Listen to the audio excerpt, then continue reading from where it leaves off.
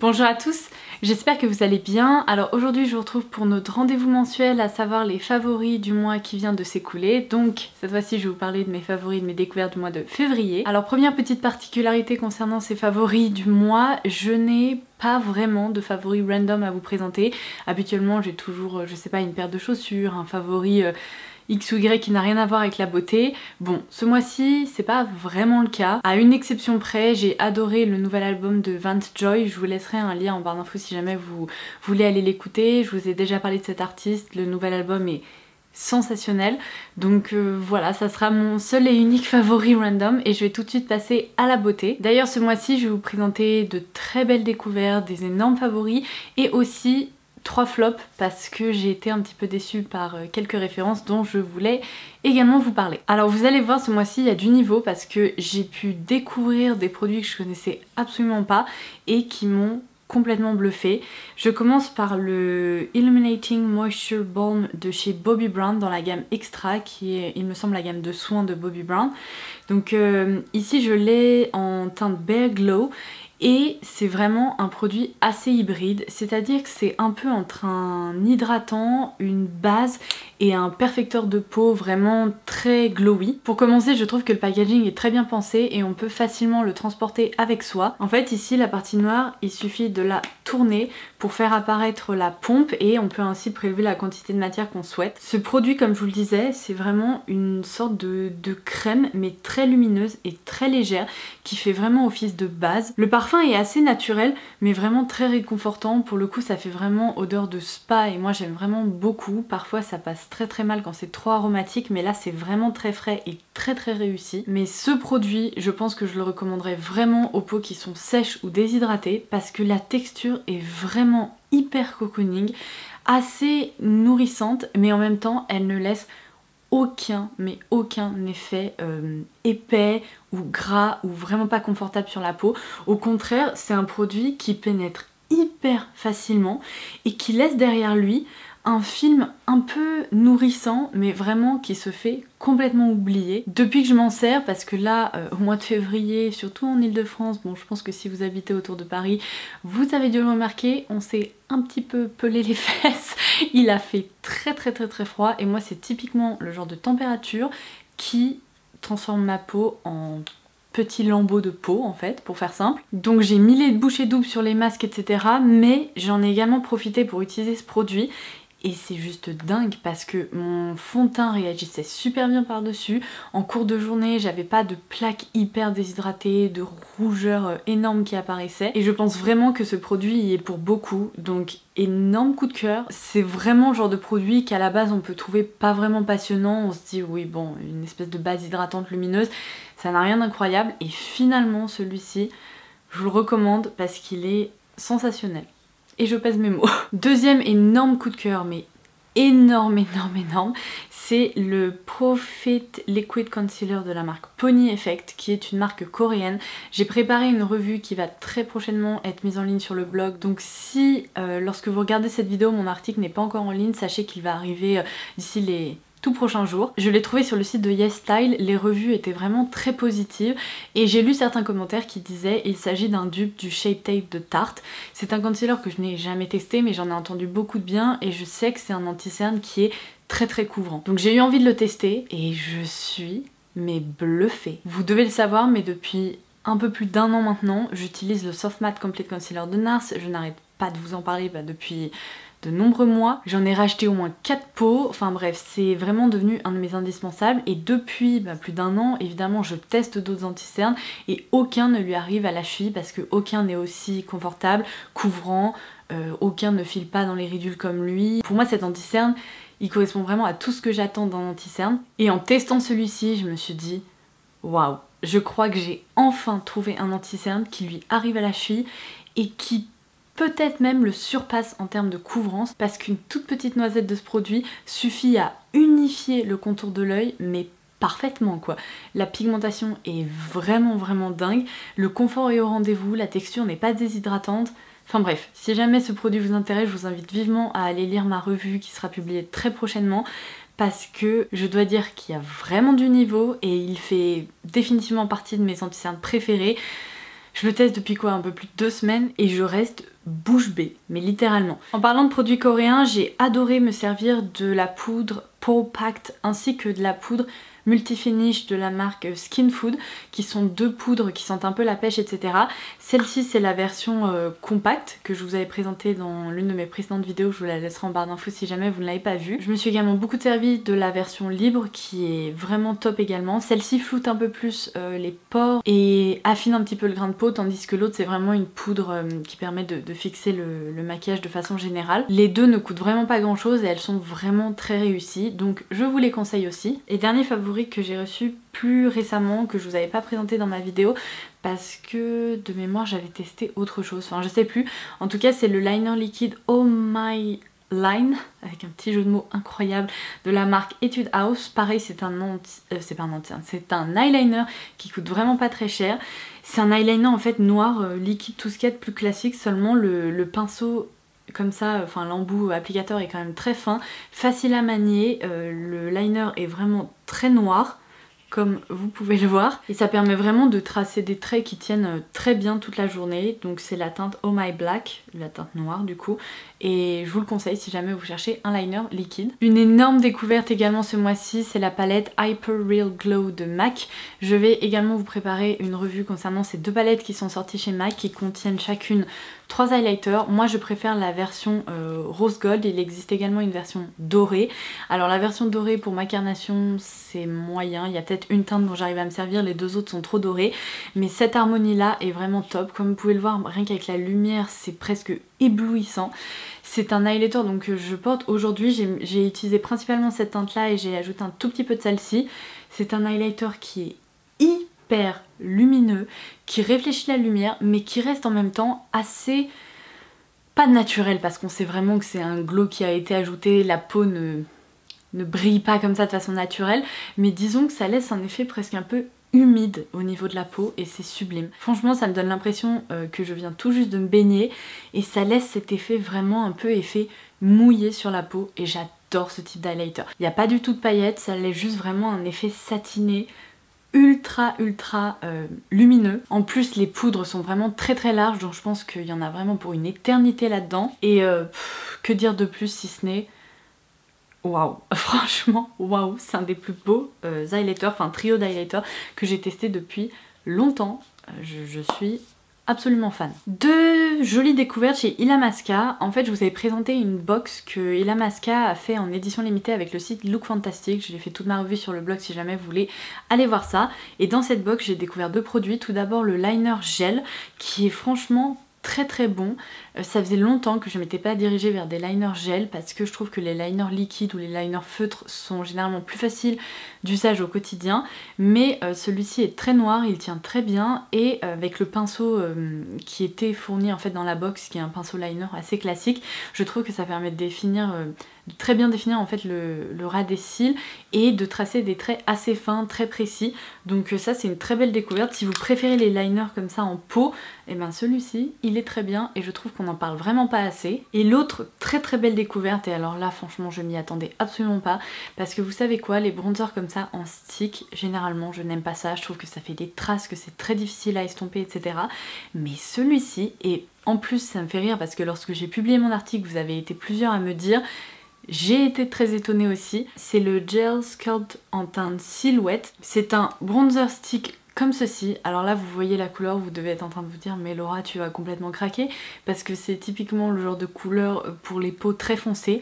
Et bien détrompez-vous parce que ce bronzer en stick ne correspond à aucun autre que j'ai déjà pu tester. C'est-à-dire que c'est pas une texture crème, c'est presque une texture un peu gélifiée et très fraîche. Franchement on a l'impression de s'appliquer un stick frais, je sais pas, comme qui pourrait par exemple décongestionner le contour de l'œil, etc. J'ai l'impression que c'est exactement le même type de formule. Je vais vous montrer, mais en gros la couleur elle est comme ça.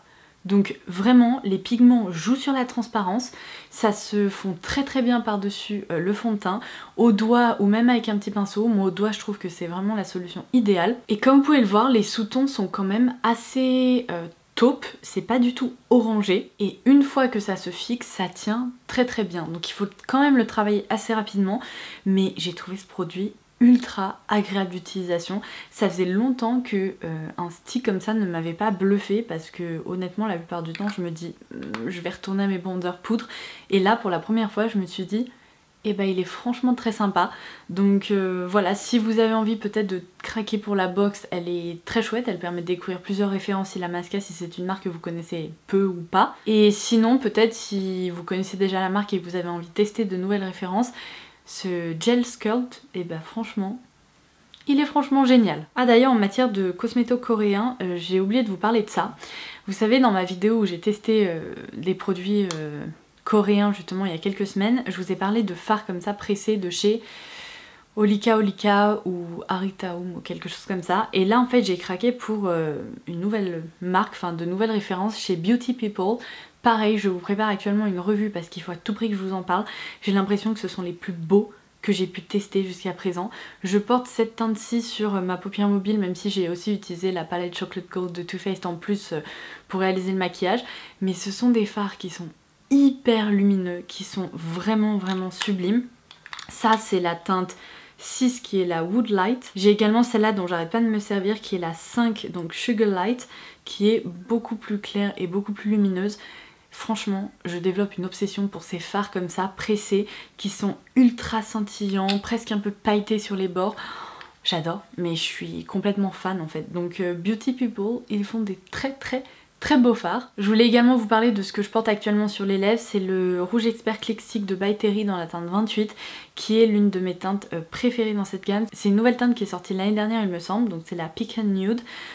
Elle est sublime, c'est un bois de rose un peu mauve, un peu nude en fait, qui peut se porter hyper facilement, surtout là en hiver je trouve que c'est vraiment la teinte idéale parce que ça rehausse la couleur des lèvres, c'est très élégant et je l'avais déjà dit mais les Click Sticks je les adore, ils sont hyper pigmentés, hyper confortables, ils ne déshydratent jamais les lèvres et même quand il a fait des ressentis -10, -13, j'en portais et franchement mes lèvres ne tiraillaient pas, enfin ou alors à cause du froid mais pas à cause du produit. Je les adore et cette teinte-ci, non mais franchement, amour. Dernière petite mention très rapide pour justement la palette Chocolate Gold de Too Faced. Je vous en ai parlé dans mes derniers favoris et en fait vous savez quoi, j'ai envie de vous en reparler parce que plus je me sers de cette palette et plus je me dis que c'est probablement l'une de mes préférées chez Too Faced. Comme ça au premier abord, j'aurais franchement pas parié sur cette palette-ci, entre le violet, le vert, etc. Et ben vous savez quoi, je m'amuse tellement avec elle. La plupart des fards sont très faciles à porter. Comme je vous le disais, il y a des bronzes marronnés, des couleurs très lumineuses qui sont sublimes, mais vraiment sublimes, avec un effet métallique comme j'aime. Il y a également les essentiels en matière de fard à paupières mat, donc un marron clair, un marron moyen, un beige et puis un noir si jamais on veut intensifier le maquillage. Franchement cette palette est ultra complète, elle permet de réaliser des looks neutres mais des looks également plus colorés. Je l'adore. Voilà, c'est tout ce que j'ai à dire. D'ailleurs j'ai oublié de vous préciser que le liner lorsqu'il sèche, il possède un fini mat et moi c'est quelque chose que j'adore en matière de liner liquide parce que les liners qui ont un fini très glossy, satiné, j'ai un peu de mal, tandis que là je l'aime beaucoup. Bon, il est temps de passer à mes 3 flops. Mon premier flop, eh ben, figurez-vous que je l'ai cherché partout, je ne sais pas ce que j'en ai fait, je me demande si je l'ai pas laissé chez mon copain. Donc c'est la palette Shade Plus Light Glimmer de Kat Von D. Je vous laisserai un visuel par ici, je vous laisserai également ma revue complète en barre d'infos. J'en attendais mais tellement. Je me disais, avec un nom pareil, Shade and Light Glimmer, c'est tout ce que je vais aimer. C'est une sélection de fards qui sont dans l'ensemble métalliques ou scintillants. Je m'attendais à de jolis reflets, à un impact lumineux dingue. Je m'attendais à réaliser des looks sublimes, d'autant plus que toute la sélection de teintes est plutôt neutre, ou en tout cas facile à porter au quotidien. Voilà. En gros en testant la palette je me suis dit mais c'est pas possible. Je vous invite à aller lire ma revue si jamais ça vous intéresse, mais j'ai été déçue par le fait que les fards sont hyper poudreux. Non mais franchement j'ai rarement vu ça. Ça me rappelle les palettes Urban Decay de l'époque, c'est juste un truc de dingue. Les fards tombent et chutent non-stop. J'étais obligée de complètement nettoyer avec, vous savez, un coton sous les yeux parce qu'à chaque fois que je m'en sers, ça ruine mon teint. C'est une catastrophe. Et au-delà de ça, les fards qui sont censés être scintillants, ou métalliques, etc. pour la plupart, ils ne le sont pas. En fait, lorsqu'on commence à les travailler, l'effet scintillant disparaît complètement. Et pour les rares teintes qui restent lumineuses, mais en fait, je réalise à quel point elles sont pas si lumineuses que ça. Parce que quand je compare par exemple leur fini à certains fards qui se trouvent là-dedans, mais rien à voir. Là, on a vraiment quelque chose de très scintillant, très lumineux. Dans la Glimmer, bah en fait, c'est à peine satiné, à peine lumineux, mais c'est hyper décevant. Franchement, cette palette, bah moi je me retournerai plus du tout vers elle, parce que c'est pas ce que j'attends d'une palette qui se dit Glimmer, donc première déception du mois. Et je peux vous dire que je suis vraiment déçue de vous dire ça, parce que Kat Von D c'est une marque que j'aime beaucoup, il y a plein de produits que j'adore, mais alors là, nope, c'est pas pour moi. Ensuite, je me suis dirigée vers le Butter Stick Lip Treatment de Kiehl's dans la teinte, en fait dans sa version non teintée, qui est apparemment formulée à base d'huile de coco et de beurre de citron. Bon, il se présente comme ceci. Le packaging est très sympa, vous savez, c'est comme les baumes L'Occitane, etc. qui se tournent ici, ou les baumes fraîches. Est-ce qu'ils sont comme ça les baumes fraîches? Je me souviens plus. Ouais, je crois qu'ils sont comme ça. Mais en gros, on doit dévisser pour faire sortir le produit. C'est pas faute d'avoir essayé, je m'en suis servi plein de fois, etc. C'est pas tant son efficacité que je remets en cause, parce que honnêtement, il est assez hydratant, assez confortable et il n'est pas du tout désagréable en termes d'utilisation. Mais par contre, je pense que c'est le beurre de citron qui a cet effet-là en bouche. Mais lorsqu'on l'applique, au bout d'un quart d'heure, 20 minutes, on a un goût amer en bouche, mais c'est terrible quoi. De vieux citron amer, ça me déshydratait la gorge. Franchement, ça ne m'arrive quasiment jamais avec des produits. Je crois que la seule fois que ça m'avait fait ça, c'était avec un produit coréen que j'avais testé il y a très longtemps. Je me souviens plus de quelle marque c'était, mais pareil, ça me laissait un effet un peu amer en bouche. Bah là, c'est la même chose. Et alors, je sais pas si je suis la seule à avoir ce problème-là, peut-être que je suis juste très bizarre, mais dites-moi si vous aussi vous avez testé ce baume Kiehl's, si vous avez ce problème, parce qu'autant avec les versions en tube, par exemple, j'en avais testé un au beurre de mangue, ultra sympa, que j'adore, mais là, franchement, ça me dégoûte un petit peu en fait, parce que au bout d'un quart d'heure, 20 minutes, j'ai cette sensation de devoir boire, de devoir changer le goût que j'ai en bouche, donc je prenais un chewing-gum et tout, enfin... C'est vraiment pas l'idéal pour un baume à lèvres qui est censé être réconfortant et hydratant, enfin ou nourrissant. Et mon dernier flop, eh bien ce sont les rouges à lèvres Mademoiselle de Fenty Beauty. Si vous lisez mon blog, ça ne sera absolument pas une surprise pour vous. J'ai fait, mais ça me gratouille la narine, mais c'est un truc de fou, j'ai l'impression d'avoir encore un petit poil de chat qui me gratouille, bref. Je vous disais, j'ai rédigé une revue détaillée à leur propos, j'ai été déçue par plein de points. En fait, il y a une seule teinte dans cette collection qui m'a plu, c'était Madame, la teinte rouge, qui se comportait vraiment très différemment de tous les autres, mais toutes les autres teintes, en tout cas que j'ai pu tester, déception totale. Que ce soit déjà le prix du rouge à lèvres, parce que qu'on se le dise, l'équipe marketing c'est bien foutu de nous sur ce coup là, parce que on laisse croire en fait que c'est un rouge à lèvres qui est quand même pas si cher que ça, qui coûte je crois autour de 17-18 €. Donc on se dit oh, cool, pour du Fenty Beauty c'est quand même pas trop cher. Et en fait quand on regarde la quantité c'est juste moitié moins que la plupart des rouges à lèvres qui sont vendus sur le marché. Donc ça déjà c'est un premier problème. Au-delà de ça, on nous vend une texture mate qui reste confortable. Bah en fait c'est une texture crémeuse. Mais mat, moi franchement je ne le vois pas. La plupart des rouges à lèvres restent juste crémeux sur les lèvres, donc autre déception. Le packaging pour moi c'est vraiment pas le packaging le plus idéal qui soit, parce qu'il devient absolument dégueu, c'est-à-dire qu'on a des pigments qui se mettent là tout autour dès qu'on s'en sert. L'embout n'est pas assez précis pour certaines teintes, on a vraiment des lignes qui sont pas uniformes, donc on est obligé de repasser au doigt ou bien au pinceau pour parfaire tout ça. Et au-delà de ça, j'ai trouvé que certaines teintes n'étaient pas très homogènes, certaines teintes proposées pour moi sont pas vraiment portables en fait. Certes pour des photos ou pour des looks édito ça doit être très joli, mais pour le quotidien, bah franchement je suis restée complètement dubitative. Donc si vous voulez en savoir plus, je vous invite à aller lire ma revue, comme ça vous saurez tout. Et n'hésitez pas à me dire si vous les avez testés, ce que vous en avez pensé.